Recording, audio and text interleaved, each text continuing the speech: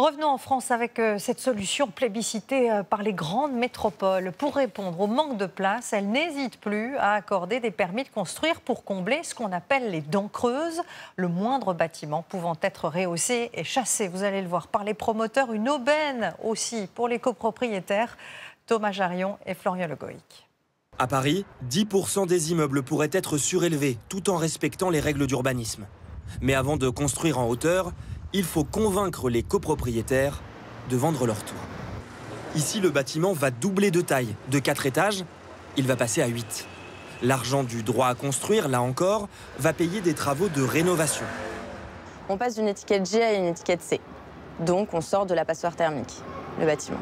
On attend aussi des économies, puisqu'on va quelque part multiplier le nombre de copropriétaires et donc quelque part diviser la question des charges d'entretien de l'immeuble. Dans cette entreprise, on chasse les dents creuses à distance, grâce à un logiciel qui cartographie les villes. En un clic, on appuie sur « Analyser ». S'affichent en vert les bâtiments éligibles. Pour chaque commune, c'est des études qui prennent entre 4 et 6 mois, à la fois pour l'intégration des données, l'intégration des règles d'urbanisme, puis le calcul. Sur cette carte de Saint-Nazaire, 5000 bâtiments ont sur le papier le droit de grandir.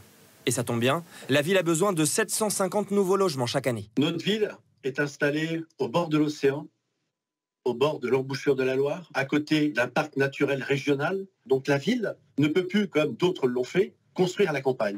Chaque jour, de nouvelles communes demandent une cartographie de leur territoire. Voici les chantiers potentiels pour Annecy. Vous le voyez, beaucoup de vert sur la carte. À Strasbourg, 16 500 bâtiments sont surélevables. À Lyon, 20% des logements sociaux pourraient grandir. Et pour gagner rapidement de la hauteur, ces mairies veulent simplifier les démarches administratives, surtout pour les projets qui permettent de rénover entièrement les bâtiments.